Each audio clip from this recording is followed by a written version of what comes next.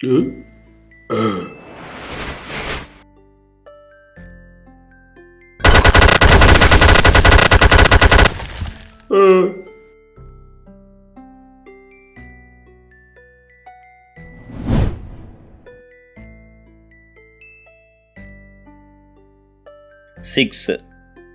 Wear ఎక్కడైతే.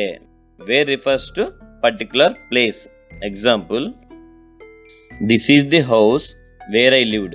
నేను ఎక్కడైతే నివసిస్తున్నానో ఆ ఇల్లు. The store on the corner where we usually buy all of our art supplies burn to the ground. మేము సాధారణంగా మా కళా సామాగ్రిని కొనుగోలు చేసే సందుమూలలో ఉన్న దుకాణం కాలిపోయింది.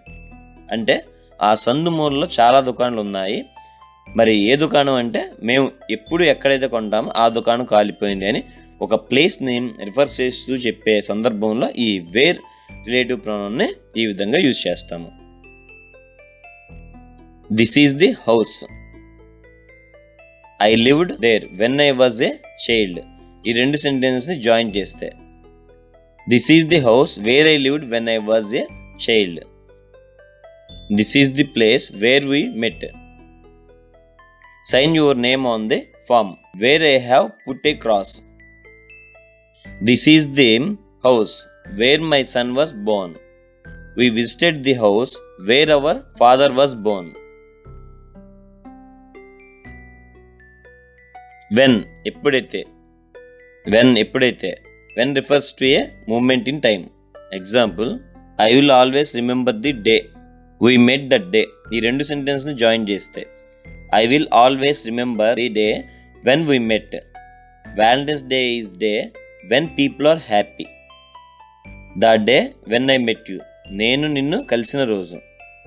The book when it was finally returned was torn and stained. పుస్తకం తిరిగి ఇచ్చేటప్పటికి చిరిగిపోయి మరకలు పడింది. సో ఇక్కడ when అనేది సమయాన్ని తెలియజేస్తుంది. ఏంటి ఆ సమయం అంటే తిరిగి ఇచ్చేటప్పటికి, అంటే తిరిగి ఇచ్చే సమయానికి మరకలు పడి చినిగిపోయి ఉంది అని. ఇలాంటి సందర్భంలో వెన్ రిలేటివ్ ప్రొనౌన్ యూజ్ చేస్తాము. The winners when known will receive money and other prizes. The day when the concert takes place is Saturday. Let's cross the bridge when we come to it. Christmas day is a day when people are happy. What ఏమైతే. What is used only for things but not for persons. What కూడా relative ప్రొనౌన్గా వ్రాయవచ్చు. వాటిని క్వశ్చన్లో కాకుండా సెంటెన్స్లో use చేస్తే దాన్ని రిలేటివ్ ప్రొనౌన్ అంటారు. Example, I did what you do. నువ్వు చెప్పింది చేశాను. I forget what I told. ఏం చెప్పావో మర్చిపోయాను. You forget what you tell. నువ్వు ఏమి చెబుతావో మర్చిపోతావు. You forget what you told yesterday. నిన్న నువ్వు ఏం చెప్పావో మర్చిపోయావు. Write what all you want. నీకు ఏం కావాలో వ్రాయి. I am writing what all I want. నాకేమేమి కావాలో వ్రాస్తున్నాను. I did not understand what she told. ఆమె చెప్పింది నాకు అర్థం కాలేదు. God knows what we need. మనకు ఏమి అవసరమో దేవుడికి తెలుసు. She listened what we talked. మనం మాట్లాడుకున్నదే ఆమె వినింది. It happened what I expected. నేను అనుకున్నట్లే అయ్యింది. She gives what I expect. నేను అనుకున్నదే ఆమె ఇస్తుంది. I want to know what she told you. ఆమె నీకు ఏమైతే చెప్పిందో నేను అది తెలుసుకోవాలి అనుకుంటున్నాను.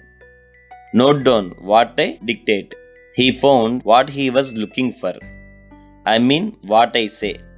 Obey what I order. Hear what I teach.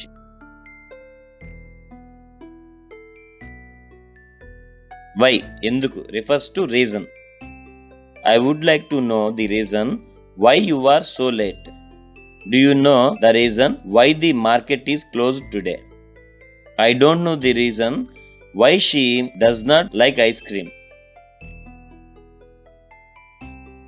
10th, but is used after a negative, no or not as a relative pronoun. Given the meaning who, not or which not. ఇది ఎప్పుడు నెగిటివ్ తర్వాత వస్తుంది. No తర్వాత not తర్వాత ఈ but వస్తుంది. Example, there is no women but likes jewellery. Or there is no women who does not like jewellery. బట్కి బదులు హూ నాట్ విచ్ నాట్ వ్రాయవచ్చు. There is no rose but has thorns.